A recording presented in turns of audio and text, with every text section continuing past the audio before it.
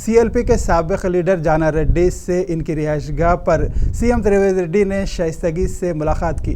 जाना रेड्डी के जोड़े ने रेवंत रेड्डी को शालपोशी करते हुए इनकी सताइश की है। नेक ख्वाहिशात का भी इजहार करने की इतलात हैं। रेवंत रेड्डी ने चीफ मिनिस्टर का चार्ज संभालने के बाद पहली बार कांग्रेस के सीनियर लीडर जाना रेड्डी से मुलाकात की। बीआरएस सरबराह केसीआर की इयादत मशहूर फिल्मी अदाकार प्रकाश राज ने यशोदा अस्पताल में की। इस मौके पर पार्टी कारगुजार सदर केटीआर से मुलाकात की और केसीआर की सेहत के बारे में दरियाफ्त किया। एमएलए गंगुला कमलाकर, मल्ला रेड्डी, एमपी मालोत कविता, एमएलसी मधुसूदन चारी, दीगर कायदीन इस मौके पर मौजूद थे। केसीआर की आजिलाना सेहत के मुतालिक उन्होंने वाकिफियत हासिल की और कहा कि केसीआर जल्द से जल्द सेहतयाब हो जाएंगे। మా ఎమ్మెల్యేకు మేము వ్యతిరేకం ఉండే కానీ మా ఓటు మా ఎమ్మెల్యేకు ఓడిపోవాలని వేసినాం కానీ కేసీఆర్కు ఓడిపోవాలని మేము వేయలేదని చాలామంది. నేను ఒకటే మన సీఎంకు రేవంత్ రెడ్డికి రిక్వెస్ట్ చేస్తున్నాం. మన హైదరాబాద్ రియల్ ఎస్టేట్ కానీ మన ఐటీ పరిశ్రమ కానీ ఇవన్నీ కూడా కాపాడాలని రిక్వెస్ట్ చేస్తున్నాం. ప్రజలకు సేవ చేసేటువంటి నాయకుడు తొందరగా కోలుకోవాలని ఆ భగవంతుని ప్రార్థిస్తూ వారు బాగుండాలని మరీ కోరుకుంటా ఉన్నారు. सिद्दीपेट ज़िले के राजू रोड पर एक कार में अचानक आग लग जाने की इत्तलात हैं। वरंगल मंडल के गोराराम गांव के मज़ाफ़ात में हैदराबाद जाने वाली कार बेकाबू होकर एक दरख्त से टकरा जाने की भी खबर है, जिससे गाड़ी में अचानक आग लग गई है। कार में सवार 4 अफराद बाहर निकले और बच जाने के भी मुकामी अफराद ने बात कही है। अपोजिशन इत्तेहादी जमातों का चौथा इजलास इस माह की 19 तारीख को दिल्ली में मुनक़्क़िद होने की इत्तलात हैं। कांग्रेस जनरल सेक्रेटरी जयराम रमेश ने कहा है कि मीटिंग दोपहर 3 बजे होगी। ऐसा लगता है कि 2024 के आम इंतखाबात में वज़ीर-ए-आज़म मोदी का सामना करने के लिए मैं नहीं हम के नारे के साथ आगे बढ़ने का अपोजिशन कायदीन ने फैसला किया है। एक और सीनियर लीडर ने कहा कि वज़ीर-ए-आज़म का सामना करने के लिए एक नारा लेकर आ रही हैं। मुताल्लिक़ा ज़राए ने बताया है कि इस इजलास में पार्टियों के दरमियान नशिस्तों की तकसीम, मुश्तरका इंतखाबी जलसों और प्रोग्राम की मनसूबाबंदी के लिए लाहे अमल तैयार किया जा रहा है। अपोजिशन कायदीन का यह भी कहना है कि आइंदा हुकूमत बनाने के लिए अपोजिशन जमातें कोशा हैं। इसके लिए अरविंद केजरीवाल के अलावा दीगर अपोजिशन कायद मुत्तहिद होकर आज दिल्ली में एक प्रोग्राम मुनक़्क़िद करने का फ़ैसला किया है, जिसमें तमाम अपोजिशन जमातें शिरकत करने का इम्कान है।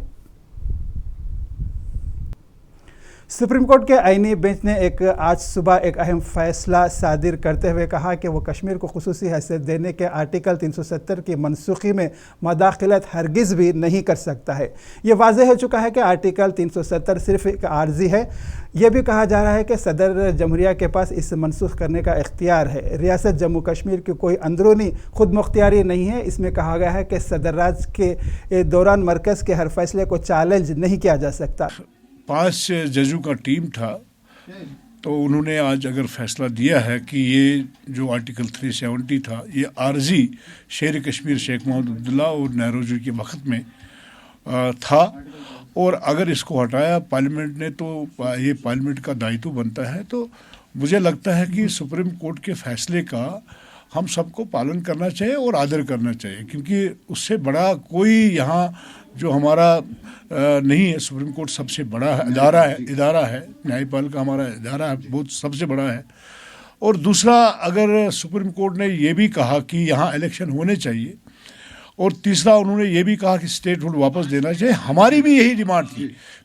हम ये मान चुके हैं, कौम मान चुकी है और पूरे हिंदुस्तान के लोग मान चुके हैं कि सुप्रीम कोर्ट का फैसला चाहे ए साइड आए या बी साइड आए, हम लोग उस फैसले का एहतराम करते हैं, करना चाहते हैं और करेंगे भी। और मेरी यही मैसेज रहेगी कि जो भी supreme court honourable supreme court का फैसला पहले भी हुआ है, आज भी हुआ है या आगे भी होगा, ये मुल्क के हित के लिए होगा। और ख़ास तौर से आज की जो ये बेंच था वो बिल्कुल मैं कह सकता हूँ कि बहुत ही अच्छा बेंच था, लेकिन अब उन्होंने कॉन्स्टिट्यूशन को इंटरप्रेट किया और कॉन्स्टिट्यूशन के हिसाब से उन्होंने कहा कि 370 है। लेकिन मैं बुनियादी तौर पे कहता हूँ कि इसको ख़त्म करना 5 अगस्त 2019 को ही गलती थी। जल्दी में किया गया था, बहुत जल्दी में किया गया था, और जम्मू कश्मीर के अवाम से तो कोई पूछ नहीं सकता है इतने आम से, लेकिन जम्मू कश्मीर की सियासी पार्टियों से पूछा जाना चाहिए था। सुप्रीम कोर्ट ने कह दिया है कि 30 सितंबर तक इलेक्शन होने चाहिए और उसके फौरी बाद स्टेटहुड देना चाहिए, तो अभी उन्होंने गुंजाइश कुछ रखी नहीं। तो अब ये कह सकते हैं कि ये जो फैसला था कोर्ट का,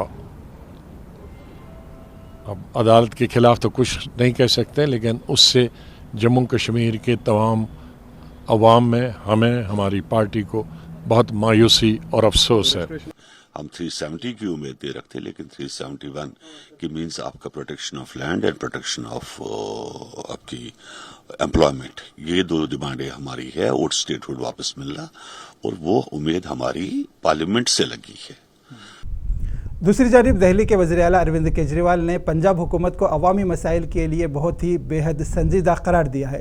उन्होंने मज़ीद बताया है कि हुकूमत के स्कीमात को अवाम तक पहुंचाना मकसद है। दिल्ली के वज़ीर आला अरविंद केजरीवाल का यह भी कहना था कि अवाम अब सरकारी दफातर के चक्कर काटने की ज़रूरत नहीं पड़ेगी। आज ये जो काम पंजाब के अंदर शुरू किया जा रहा है, अब आपको सरकारी दफ्तर जाने की जरूरत नहीं है। अब सरकारी दफ्तर, अब मंत्री, अब मुख्यमंत्री, अब एमएलए, जितने काम आपके हैं वो सारे काम आपके घर बैठे हुए होंगे।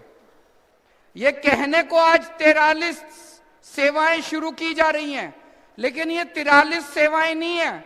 मैं अभी बात कर रहा था, 99% से ज्यादा सरकारी सेवाएं अब आपको पंजाब के अंदर घर बैठे मिलनी चालू हो जाएंगी, और धीरे धीरे करके 100% सेवाएं, पंजाब सरकार की जितनी सेवाएं हैं सारी सेवाएं आपको घर बैठे मिलेंगी। और एक दिन ऐसा आएगा, धीरे धीरे करके पंजाब सरकार के दफ्तरों पे ताले लगा देंगे।